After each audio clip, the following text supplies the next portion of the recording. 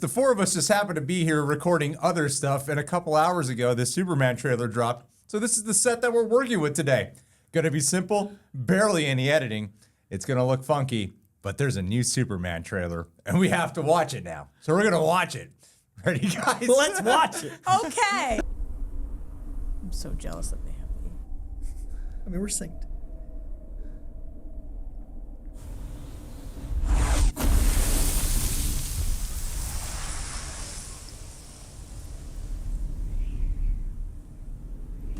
Oh, so it's gonna be like an expansion.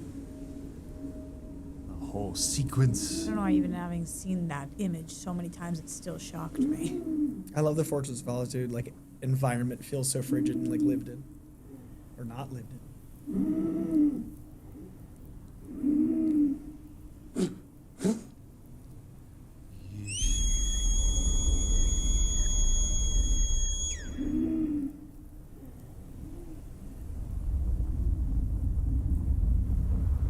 Wow, I love how it's breathing. So intimate, yeah.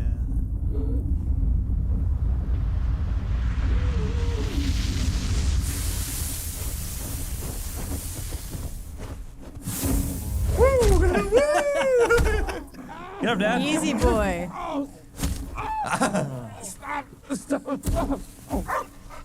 Whoa. Oh, he's relentless. He won't let him go. Yeah.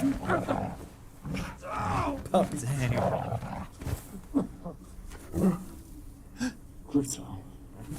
Get up, Dad. Time to play, time to play, time to play. I love how this is a struggle. I love how the sequence we saw was out of context, just fine, and I love the real crypto.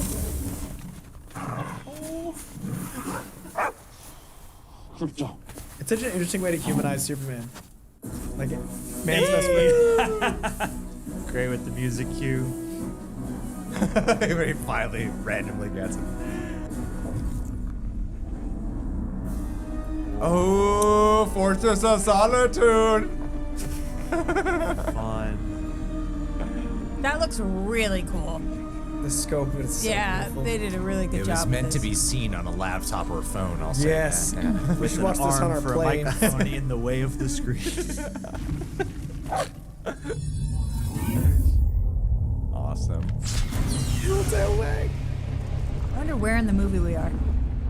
Yeah, it's like super curious if it's Yeah, like going into this- third act, first act. Oh, Is it- are we opening? Yeah. A Superman robot. They called him Superman. It's all directly from All-Star Superman. Thank you. No need to thank us, sir, as we will not appreciate it. We have no consciousness whatsoever. Merely automatons here to serve. Meet 12. She's new. How new? He looked at me. Oh, they still So you have did personality. appreciate it, 12. Damage to bladder, kidney, large intestine, lungs. With a healthy dose of yellow sun, we'll have you up and at 'em in no time. Up and Adam Clark. Oh, the sound design was really cool. 4, 292 times the Heron Prime, please one. I do love that they have all personality, though. Ooh.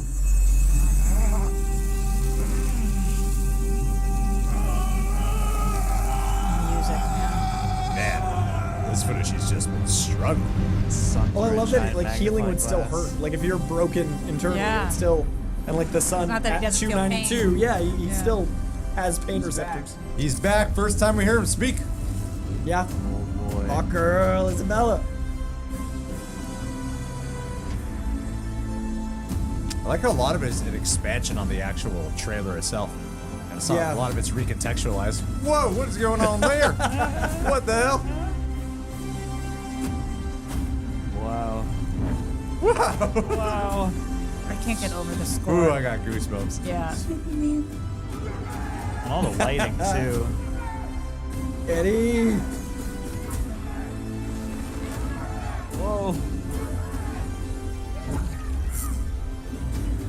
Yeah, you got a lot more sound design this time. Yeah. Jeez, man. This gets your heart rate going. It looks like it'll be a pretty great movie.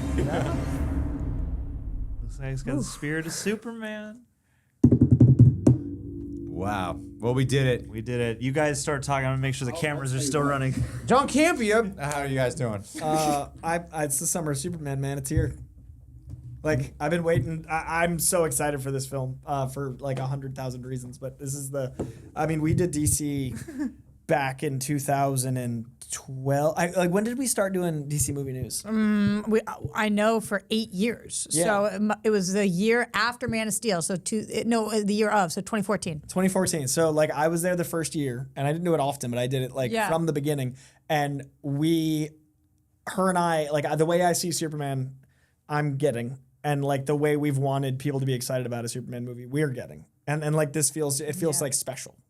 What do you mean by the Superman that you see Superman as that you're getting right now? I see Superman as hope. I see Superman as a beacon of aspiration. I see Superman as someone that doesn't look down, and he looks down but is amongst, like, when Superman looks down at people, he wants to be like them, and we should want to be like him. But the beauty of Superman is that he's the most human thing, and he's not human. Like, I love that Superman is just trying to be, and he's just trying to help, and he's always so good and kind.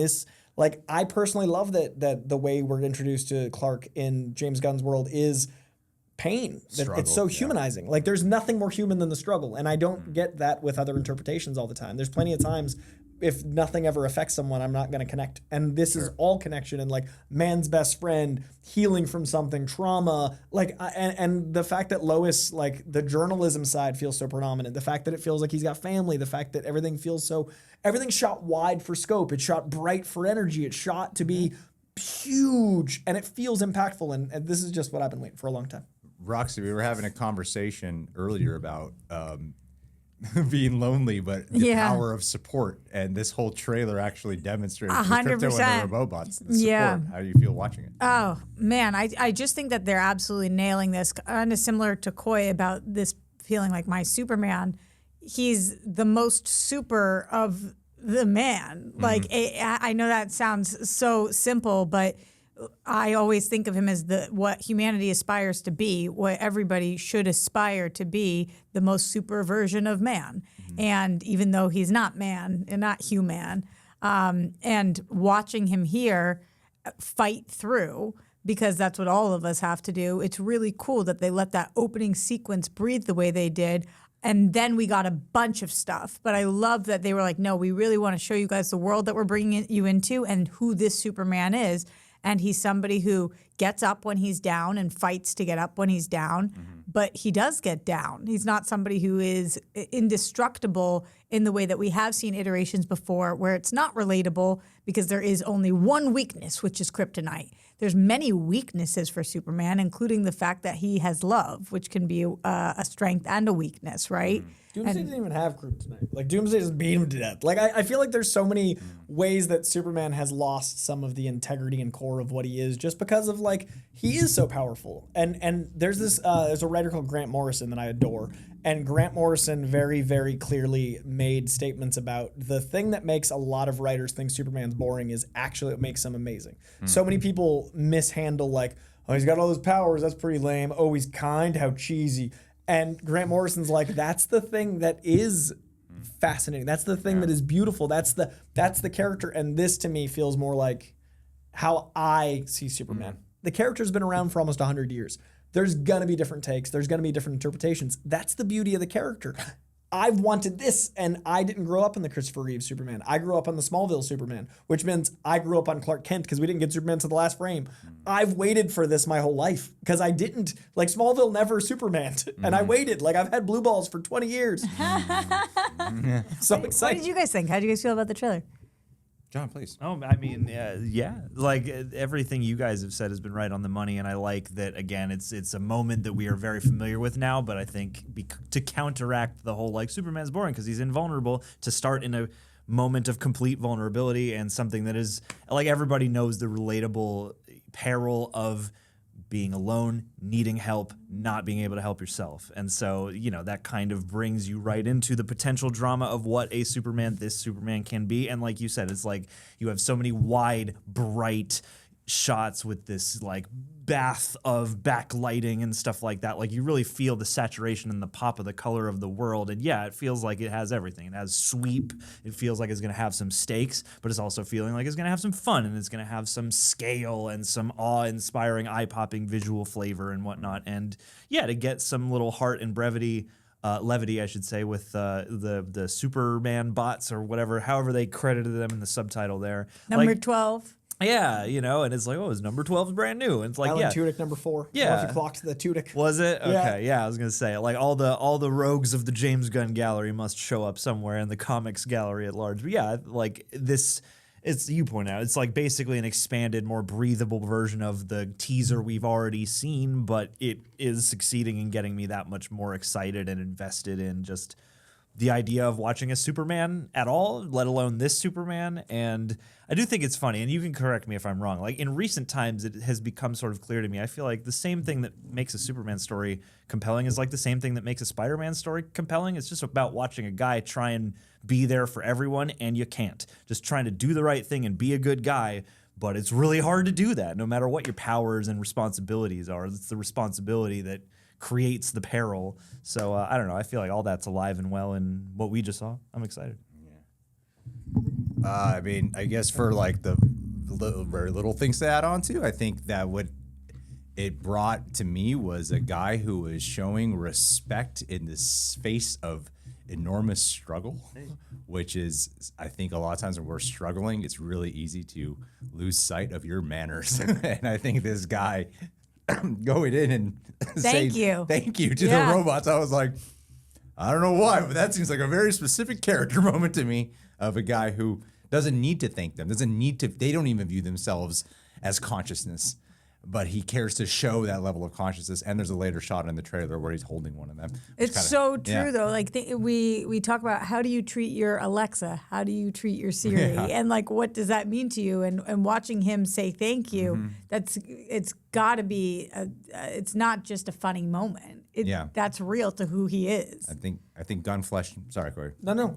I was just gonna say a comic thing. I think Gunn fleshed it out really well, and even to show a little bit more of the crypto scene, humanizing him that much. I think what this does is it humanizes Superman that much more.